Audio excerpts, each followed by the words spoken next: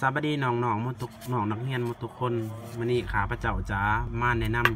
ำเกี่ยวกับวิธีในการเรียนวิชาเคมีศาสตร์วิชาเคมีศาสตร์ถามว่าเป็นวิชาที่ยากบ่กับบ่ยากเกินไป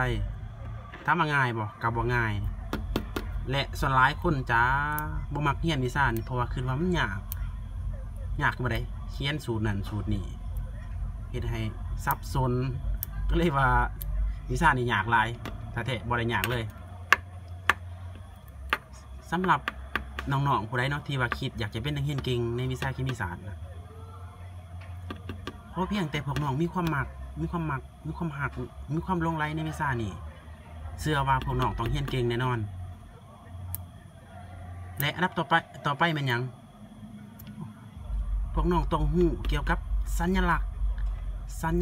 เคมีตัวอย่างคือฮิโดรเซนตัวอย่างคือฮิโดรเซนภาษาลาวว่าฮิโดรเซนบัตรสัญลักษณ์เด้เขาจะเขียนแนวใดมีค่าเคมีเท่าใดและก็มีเลขมวลสารเท่าใด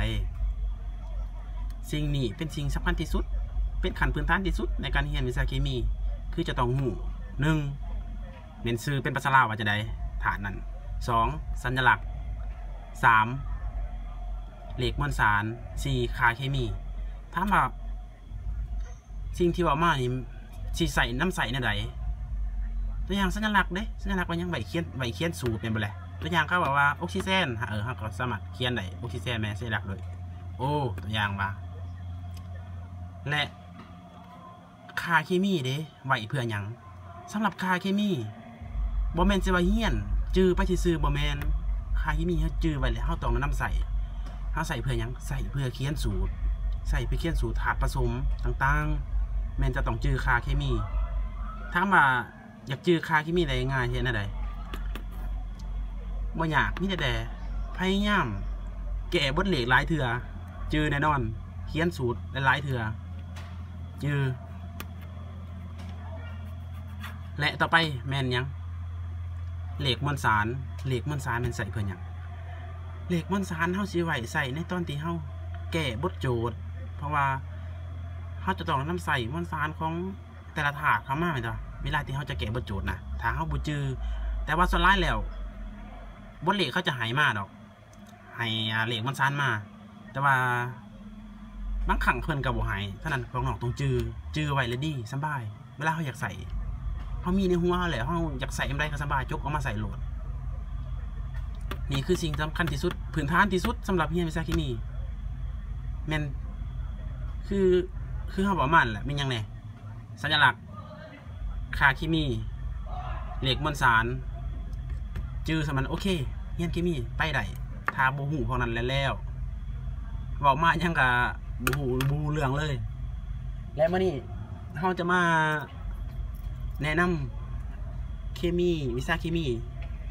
ขั้นพื้นฐานบทเรียนนี้จะเหมาะสมสำหรับน้องนักเรียนผู้ใดที่ว่าขาดพื้นฐานสำหรับวิชาเคมีศาสตร์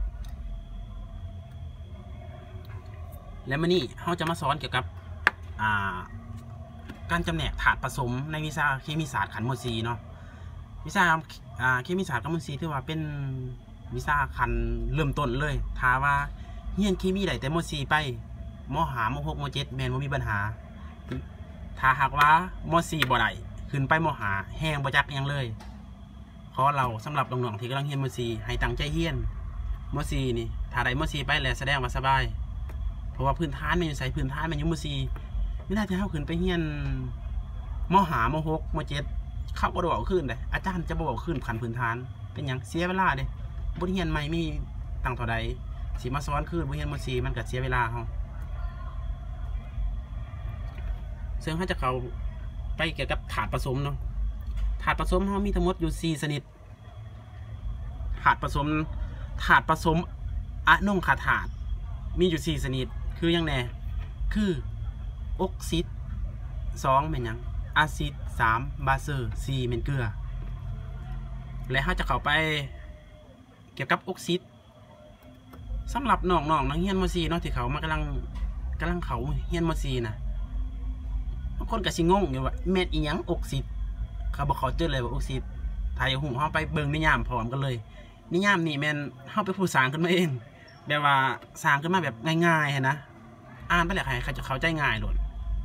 ตัวอย่างคือนี่เนาะเฮาสิเขียนว่าออกซิดเป็นหยังออกซิดแม่นธาตุผสม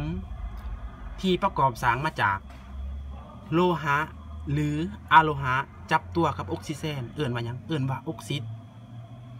พวกน้องฮู้แล้วติโลหะเป็นหยังอะโลหะเป็นหยังถ้าบ่ฮู้แม่นไปเบิ่งคืนเด้อว่าโลหะเป็นหยังอะโลหะเป็นหยัง